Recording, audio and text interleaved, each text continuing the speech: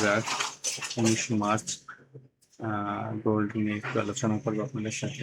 আপনারা যেটা চার্ট দেখতেছেন, গোল্ডের চার্ট। তো কালকে যখন আমি মার্কেটে আপনাদের সাথে কথা বলছি মার্কেট নিয়ে, এটা হচ্ছে 1 ঘন্টার টাইম ফ্রেম। তো আপনারা দেখতে পাচ্ছেন কালকে যখন আমি আপনাদের সামনে কথা বলছি, মার্কেট নিয়ে আলোচনা করছি, তখন মার্কেট এই লেভেলে ছিল। তো এই লেভেল থেকে মার্কেট গতকালকে ইউএস সেশন এবং এফওএমসি নিউজ ছিল, তার আগেই এশিয়া সেশনের মানে আপনার হচ্ছে গিয়া লন্ডন সেশনের শেষ ভাগে আর কি। ইউএস সেশন ওপেন হওয়ার আগে 4:30 থেকে অস্বাভাবিক মুভমেন্ট এবং মার্কেট স্মার্ট মানি যারা আছে, স্মার্ট মানি অলরেডি তাদের পজিশন নিয়ে নিয়েছে, যার জন্য আপনারা দেখতে পাচ্ছেন এখানে বড় ধরনের এখানে সেল আপনারা এখানে দেখতে পাচ্ছেন, ক্র্যাশিং দেখতে পাচ্ছেন। তো আপনাদের এই যে লেভেল ছিল গতকালকে, আমার যে লেভেল ছিল সে লেভেল ছিল এখানে। আপনারা দেখতে পাবেন আমার যে লেভেলের প্রাইস ছিল, যে এই জোনের ভিতরে তখন প্রাইসটা ছিল, এই জোনের ভিতরে তখন প্রাইসটা ছিল। এই জোনটা যখন মার্কেট উপরে লাস্ট লিকুইড নেওয়ার পরে এখানে যখন গেছে ম্যানিপুলেশন করার পরে যখন মার্কেট এই লেভেলটা ব্রেক করছে, এখান থেকে আমরা কালকে অস্বাভাবিক সেল দেখছি। আমরা এখান থেকে কালকে সেল দেখছি, বড় রকমের ক্র্যাশ যেটা বলি। কালকে একদিনে মার্কেট প্রায় 1700 পিপস ডাউন হয়েছে এবং আজকে আবার সেখান থেকে আরো নিচে প্রায় 1000 পিপস প্লাস মার্কেট ওখান থেকে ডাউন হয়েছে।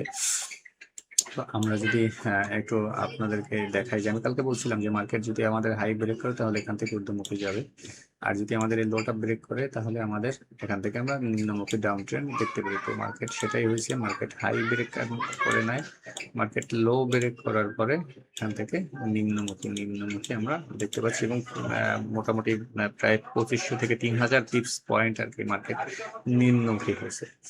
তো এটা দেখতে পাচ্ছেন, আমি যদি 4 ঘন্টা এটা টাইম ফ্রেম ধরলাম, 4 ঘন্টার টাইম ফ্রেম অনুযায়ী এই লেভেল মার্কেট যখন নিচের দিক ব্রেক করছে গতকালকে, ফার্স্ট এই লেভেলে আসছে। এই লেভেলে আমাদের এখানে যে লাইন দেখতেছেন, আমার এখানে একটা লাইন সাপোর্ট এরিয়াতে দেখতে পাচ্ছেন। তো এই যে সাপোর্ট এরিয়াটাতে মার্কেট আসছে, তো সেই সাপোর্ট এরিয়াটাতে মার্কেট এখানে আসার পরে এখান থেকে অ্যাগেইন মার্কেট যখন আবার সেল হয়েছে, তো এখান থেকে আমরা বড় ধরনের একটা সেলিং আমরা এখান থেকে দেখতে পাচ্ছি।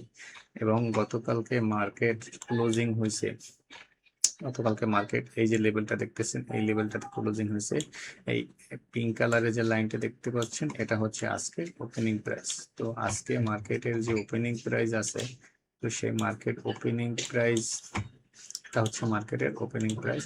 তো মার্কেট এখান থেকে অস্বাভাবিক আজকেও মুভমেন্ট করতেছে। এখন রাইট নাও রানিং আপনারা দেখতে পাচ্ছেন যে রেড ক্যান্ডেল, রেডের পর রেড ক্যান্ডেল, এটা 4 ঘন্টার।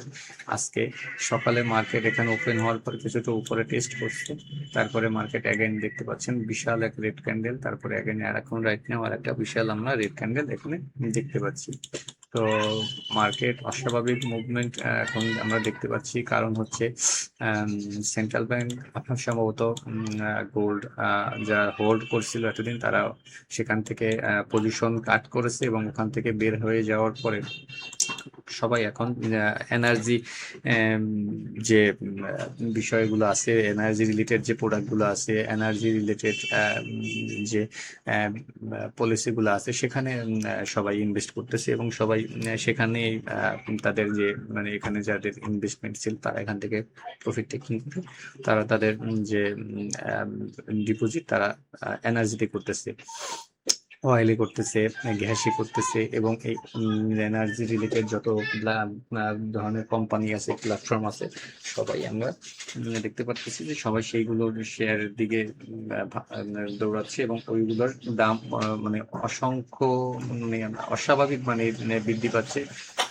সেটা আপনারা যদি একটু খোঁজ নেন তাহলে আপনারা এটা জানতে পারবেন। তো যাই হোক, আমরা যদি এটা 4 ঘন্টার টাইম ফ্রেম আমরা এখন আছি, তো সম্ভাব্য আমাদের কাছে যেটা প্রাইস আসে সম্ভাব্য। তো এই মুহূর্তে আমরা বাইং থেকে কিছুটা যদি আমরা এখান থেকে কিছুটা দূরে থাকবো। এই মুহূর্তে আপাতত আমরা বাইং থেকে আমরা দেখবো এর আগে যে গোল্ডের যে বড় ক্র্যাশটা ছিল, সেই ক্র্যাশের যে লো ছিল, সেই ক্র্যাশের লোতে যদি আমরা এখানে আবার গোল্ড আসে, আমরা দেখবো এভিডেন্স কি আসে। যে লো ছিল 4400 প্রাইস, প্রেডিকশন প্রাইস। তো এই দিকটাতে যদি আসে তখন আমরা এখান থেকে দেখবো যে গোল্ডটা আমরা বাইং মুড দেখতে পারি। যে লেভেলটা আছে আমার 4250 থেকে এখানে 4550, এখানে একটা লেভেল আছে।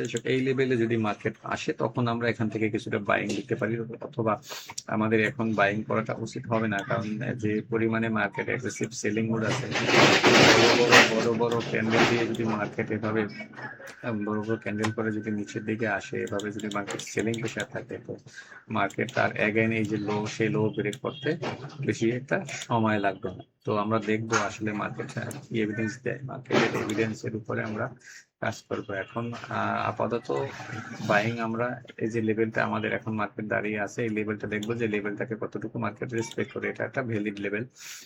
4 ঘন্টার টাইম ফ্রেম আমাদের এই যে প্রাইস হচ্ছে, আমি বলে দিচ্ছি 4655, 4655 থেকে 4650, এখানে একটা লেভেল আছে। আমরা দেখবো যে মার্কেট এই যে লেভেলটা আমরা দেখতে পাচ্ছেন, যে লেভেলটা মার্কেট কতটুকু রেসপেক্ট করে। অবশ্য মার্কেট বেয়ারিশ, এখন এইসব লেভেল সাময়িক শর্ট টাইমের জন্য এখানে স্কাল্পিং হতে পারে, বাট লং টাইমের জন্য এখানে এখন বাইং করাটা মোটেই ঠিক হবে না, এটা মোটেই একদম উচিত হবে না।